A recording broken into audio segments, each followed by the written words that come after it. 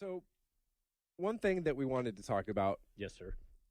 is we continually bring up griefing and goofballing and causing trouble and mayhem in online games. We do. And a couple weeks ago, when we last talked about it, it was a joke when I said it, but I said that in Lord of the Rings Online, the ability to go and do some social engineering might make the game worthwhile because collecting the 5 sheep pelts and stuff alone isn't incentive enough to play the game. Mm-hmm. It was a joke, but I was serious to the extent that I do think that the social engineering and things that some people will do, or just the stuff that just kind of happens to emerge in those games, is often more entertaining than the missions that they give you. And even if you don't believe in goofballing and messing around, I think you'll agree that sometimes when even you, Sean, are playing World of Warcraft, you're having a much better time talking with your guildmates as you're just sort of like casually clicking on monsters. Oh, yeah, totally. It is a completely technical and, at this point in time, cliched term almost of emergent gameplay. Right. The game makers call it. So a few things surprised me. One of the Captain McAllister on the forums, which are now gone, we've been merged into one Uber forum now, but he said that Sean and others on GFW are always talking about trying to elevate games to the level of film, and supporting griefing is not the way to do this. When Roger Ebert sees a film he hates, he writes a critical review pointing out the film's flaws and then goes on to some film he likes more. He does not go to the theater and ruin the film for people who might not like or who might like it. So, has he seen Beyond Valley of the Dolls? Immediately, I mean, the whole thing there was like, I mean, and everyone else could chime in. If you do it, you can speak from a position of familiarity. If you don't, Ryan, it turns out you hate this stuff, although I know secretly you cause some mayhem in Ultima. Yeah. But the whole thing there is like, what an inappropriate analogy, for one, to say that like the experience of watching a movie is like an MMO, and that instead of us doing something in that environment is basically the same of like being obnoxious and talking on our cell phone in other movies, because rather than people that were sitting there and watching this passive experience unfold with, everyone else in the game, we're all principal agents. We're actors in this thing together. And part of the very draw of that genre is our presence there. Because if you strip that away, you've got essentially a very dull and repetitive RPG. Right. It would be more like if you went to somebody's house while they were playing a single-player game. Yeah. Sat on their couch. That's exactly it. Sat on their couch giving them shit. Mm-hmm. And so a few things that I wanted to say, like first was that when we say grieving, so there's no misconception. It's not like we're just kicking sand in the faces of the scrawny, and it's not like we're going and we're using hacks and we're just team killing you and stuff like that. Like some of the examples I gave, before were staging fake contests and stuff, and they turned out to be tricks. Or like, recently, and I did get on Lord of the Rings Online, one thing we did is the game's got voice chat. We get someone in, and you make up this whole spiel. And the example, I was telling the guy that, I was serious that I'm the leader. This is my chance to be the leader, and I want all transmissions to be concluded with over. And I got, so I get this guy like going along, and then I tell him, like our characters are Ralphie and Darnell, and we pretend we're like kind of brothers of what would be a PC way of saying of dubious mental capacity, and so. So you're like inbred Appalachian. And I'm just telling them stories about, it's like, telling them, I haven't read the books because Grandma won't let us, but she says we're allowed to play because they're satanic. And I'll say, like, is it true that, if you read the books, sometimes you'll wake up at night and you'll have a devil on your chest and it makes it hard for you to breathe?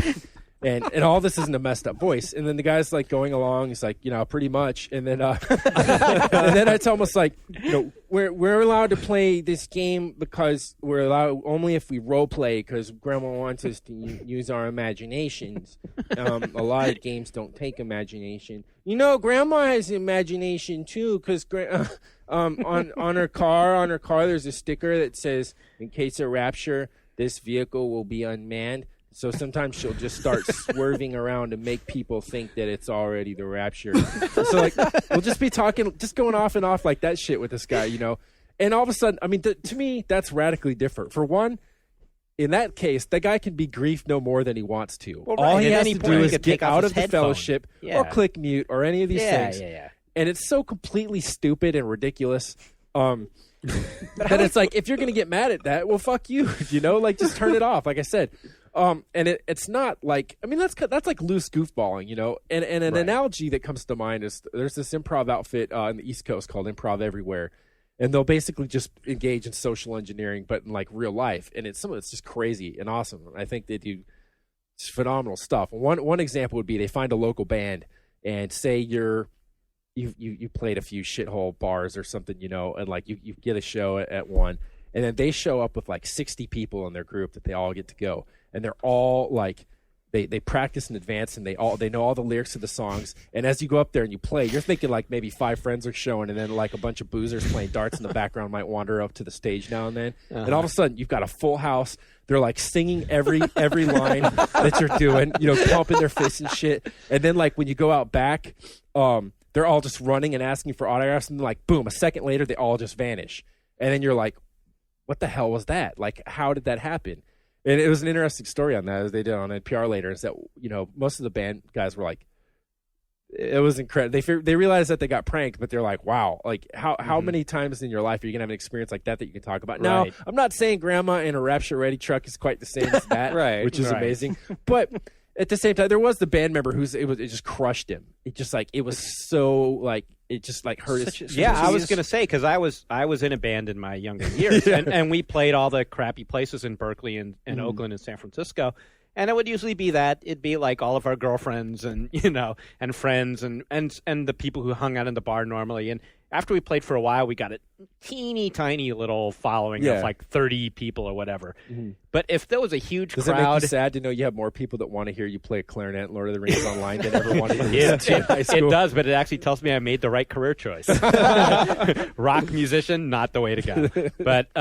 But think when you're telling the story, that's exactly what I was thinking. Like, what if this big, huge group came in and did that, and I realized I was up there and they were goofing on me? Yeah, I probably would have felt really shitty. Terrible. Yeah, it's totally bummed like, out. Oh, they're here just because they're making fun of us because we're loser. No, nobodies. they didn't. But they didn't realize it was even more like crushing for him because they believed in the illusion the entire time.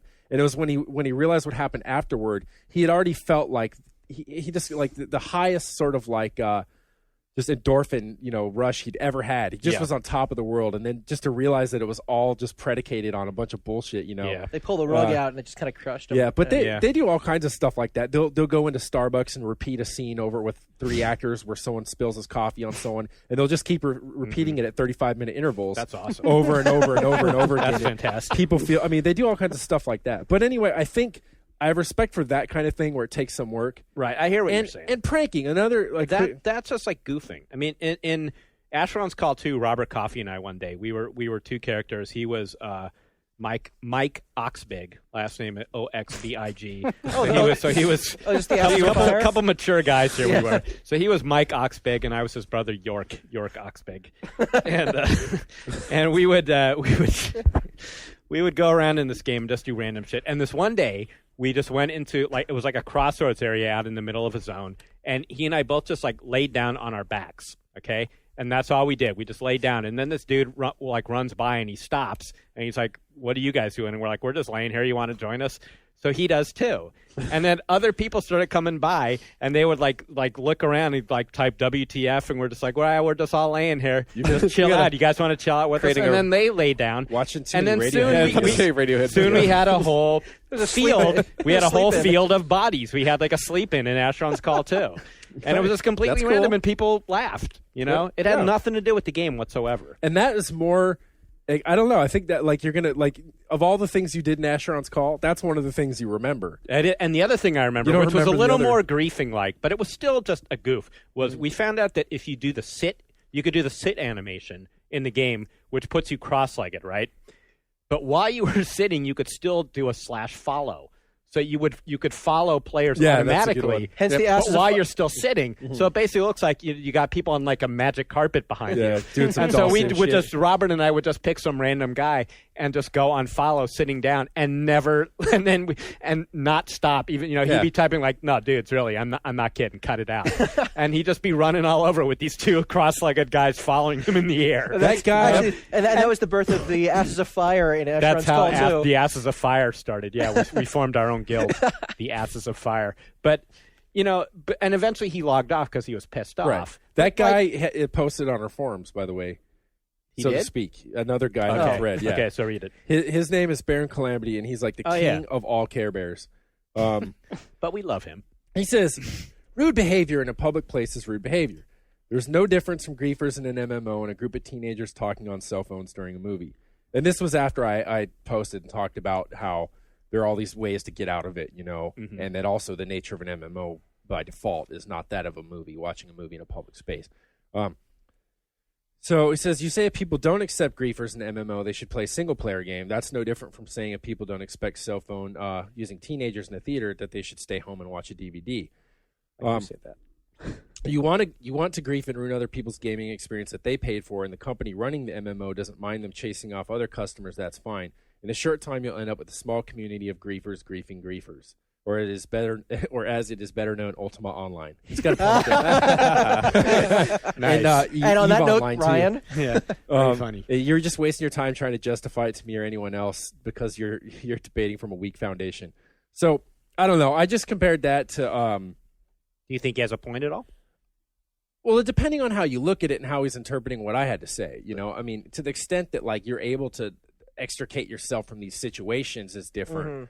And it's not the equivalent of having to get up and leave the theater and go. It would be like if you could press a button and make that person just disappear from the theater if you had that power, And just once again saying that it's like I honestly believe it. If you want just the experience of the game as the designers intended it, like, what's to say, why not play single player? And I didn't just say, hey, go play single player, buddy, if you don't like me. What I said was, like, you have options of playing with guilds, with, clans, and of controlling your environment, And if it's that important to you, and if you're that worried about someone doing something unpredictable in an online space, I think it's a fair suggestion to say, well, maybe you either need to be much more selective in who you're allowing yourself to be exposed to or play a single player game. You could put on a mass ignore. You could join I don't know, another server where there's less obnoxious people. I mean, well, that's it. I mean, they have RP servers for a reason.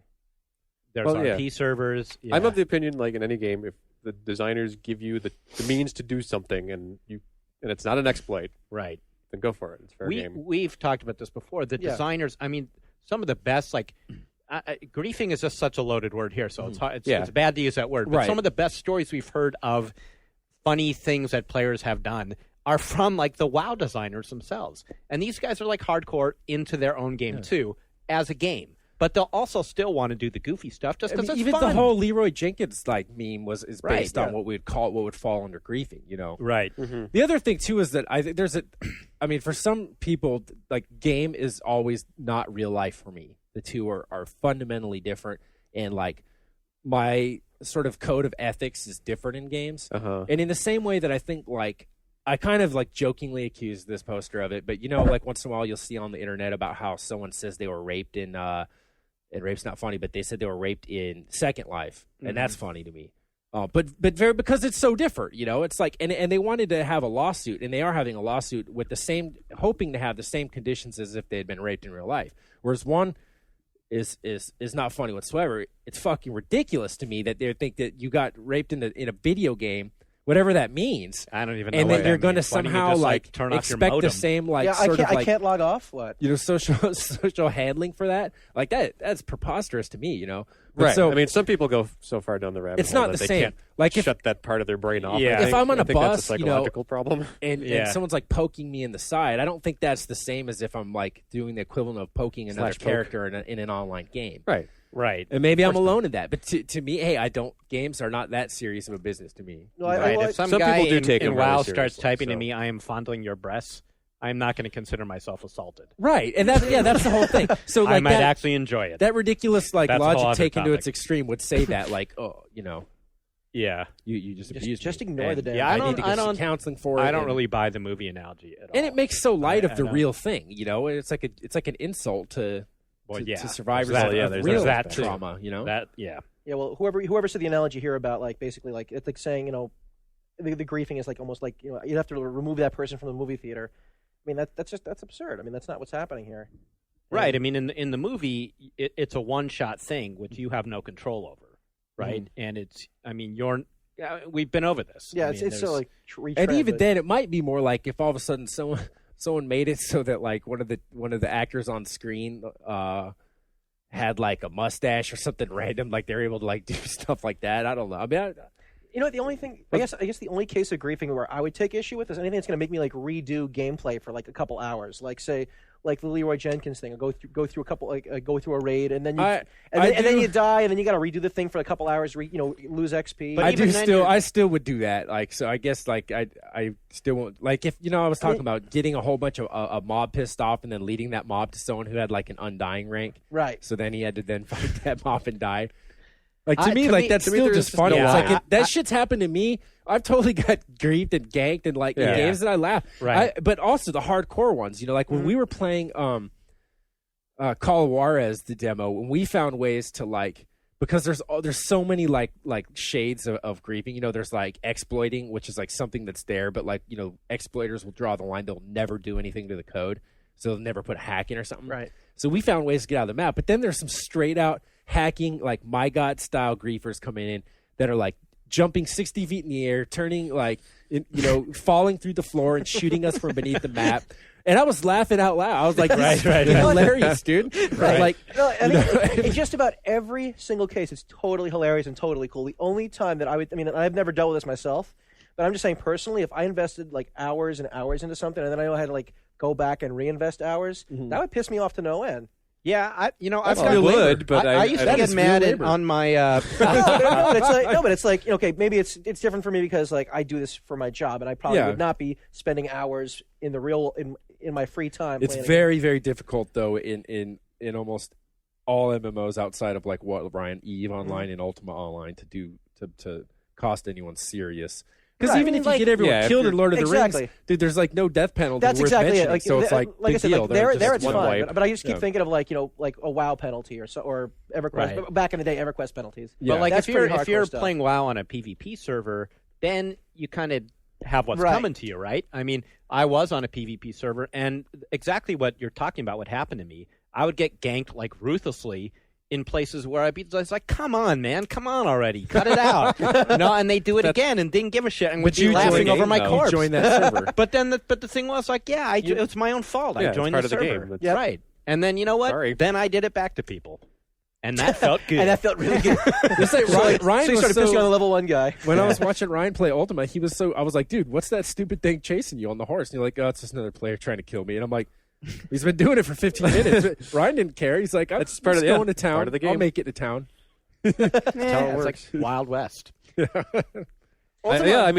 some people in WoW just like they'll follow me incessantly for like 30 minutes, hoping like I'll accidentally hit them or something. And I'm just like, hey, if that's what you want to do, if that's how you want to spend your time. Yeah. I think a larger part of this might be a whole other conversation, but I just keep thinking like Baron Calamity touched upon this a little, and I think that a big part of the reason why there are so many Care Bears that take issue with griefing is because they need, this is basically the only place they can get their RPG fix from. Like there aren't many classical RPGs anymore where you just play by yourself.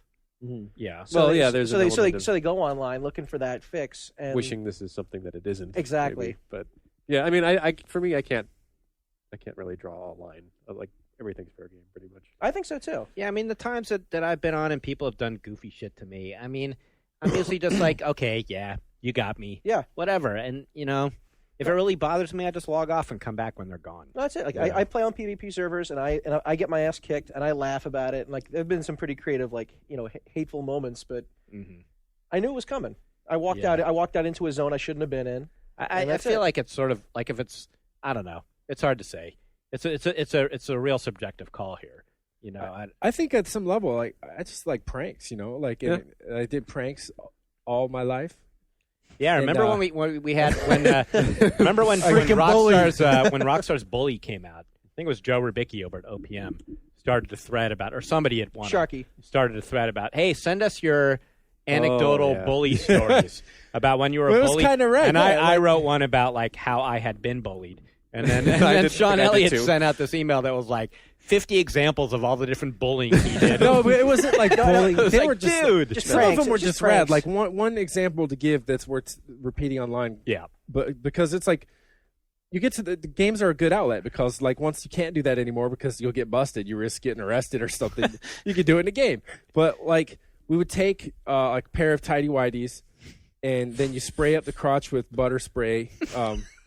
dribble a few dots of Tabasco in there, and then you take like a nutty peanut butter with a lot of nuts in it. You mix it with Hershey's and then an egg yolk, and then you roll that together in a Ziploc bag, Mr. and then Wizard just ultimately makes like the perfect sauce. It's just like it's solid, but it's greasy, and then you dribble that all inside the the crotch, and then you take those bad dads, and like we made tons of those. It was like making all these drawers, and then we leave them like in the Safeway donut case, all laid out like it was a display.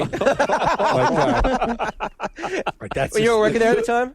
No, it was after I quit. My God, I did it like a week after I quit. Did you ever try? You ever try for a job at ILM by any chance? Or But then other uses, we took the same pick and roll and drawers and like epoxied them up over the school lunch lines, like where the cafeteria lines.